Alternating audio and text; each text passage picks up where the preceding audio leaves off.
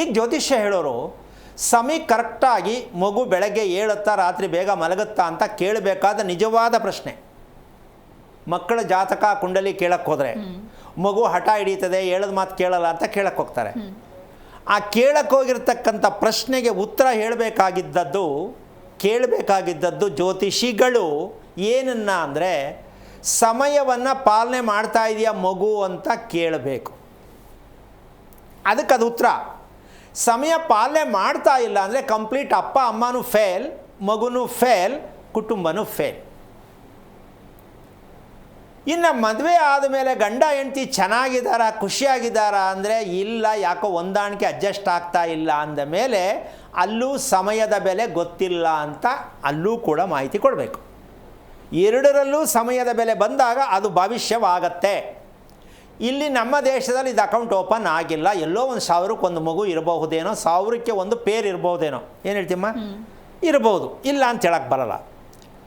ಹಾಗಾಗಿ ಇದು ಯಾಕೆ ಬೇಕಾಯಿತು, 3 ಗಂಟಿನ ರಹಸ್ಯಕ್ಕೂ ಇದಕ್ಕೂ ಸಂಬಂಧ ಏನು ಅನ್ನೋ ಪ್ರಶ್ನೆ ಆಗತ್ತೆ.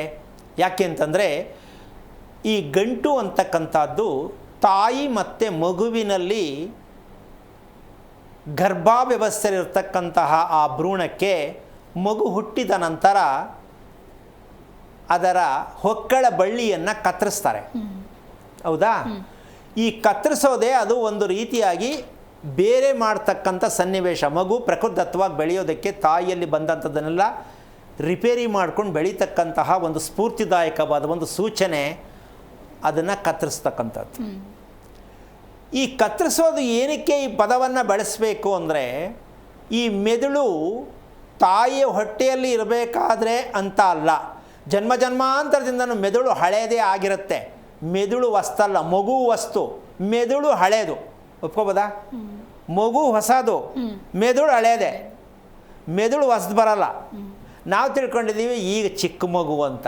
ಅದಕ್ಕೆ ಹೇಳೋದು ಈಗ ಚಿಕ್ಕ ಮಗು ಅನ್ನೋದೇ ತಪ್ಪಾಗಿರೋದು. ಮೆದುಳಲ್ಲಿ ಇರ್ತಕ್ಕಂಥ ಶಕ್ತಿ ಯಾವ ಕಾರಣಕ್ಕೂ ಆ ದಿನ ಹುಟ್ಟಿದ ಮಗುಗೆ ಏನಿರ್ತದೋ ಸಾಯೋವರೆಗೂ ಇರ್ತಕ್ಕಂಥ ಬದಲಾವಣೆಯನ್ನು ತಗೊಳ್ತಾ ಹೋಗುತ್ತೆ ಹೊರತು ಯಾವ ಕಾರಣಕ್ಕೂ ಅಷ್ಟು ಶಕ್ತಿದಾಯಕವಾಗಿರ್ತಕ್ಕಂಥ ಅಂಶ ಇರುತ್ತೆ. ಇಂದಿನ ಅದನ್ನು ನೆನಪಿನ ಕತ್ತಿ ಅಂತ ಅದಕ್ಕೆ ಹೆಸರು. ಏನು ಹಿಂದಿನ ನೆನಪುಗಳು, ನಾನು ಎಲ್ಲಿದ್ದೆ, ಹೋದ ಸಲ ಜನ್ಮದಲ್ಲಿ ಯಾವ ತಂದೆ ತಾಯಿ ಮಗುವಾಗಿದ್ದೆ, ನಾನು ಯಾವ ಊರಲ್ಲಿ ಹುಟ್ಟಿದ್ದೆ, ಇದೆಲ್ಲವೂ ಕೂಡ ಇರ್ತಕ್ಕಂಥ ಸತ್ಯವೇ, ನಿಖರವಾಗಿರುತ್ತೆ. ಅದು ಕತ್ತರಿಸಿದ ತಕ್ಷಣ ಮರೆಯಾಗೋಗುತ್ತೆ. ಅಂದರೆ ಜ್ಞಾಪಕ ಶಕ್ತಿ ಮಗುಗೆ ಆಟೋಮೆಟಿಕ್ ಹೊಟ್ಟೋಗುತ್ತೆ, ಹಿಂದೆ ನಾನೇನಾಗಿದ್ದೆ. ಸೊ ಇದನ್ನು ನಾವು ತಿಳ್ಕೋಬೇಕು. ಇದನ್ನು ನೆನಪಿನ ಕತ್ತಿ, ಹಿಂದೆ ಆಗಿದ್ದು ಅನುಭವಿಸಿದ್ದು ಈಗ ಬೇಡ. ಈಗೇನಾಗಬೇಕು, ಹೊಸ ಜೀವನವನ್ನು ಪ್ರಾರಂಭ ಮಾಡಬೇಕು ಅಂದರೆ ಹಳೆಯದನ್ನು ನಾವು ತಿಳ್ಕೊಳ್ಬೇಕಾದ್ರೆ ಆ ಮೆದುಳಲ್ಲಿ ಇರ್ತಕ್ಕಂಥ ರಹಸ್ಯವನ್ನು ನಾವು ತಿಳಿತಕ್ಕಂಥ ವಿಚಾರಕ್ಕೆ ಬಂದಾಗ ಈ 3 ಗಂಟಿನ ಅರ್ಥಕ್ಕೆ ಬರ್ತಕ್ಕಂಥ ಒಂದು ವಿಚಾರ ಬರುತ್ತೆ.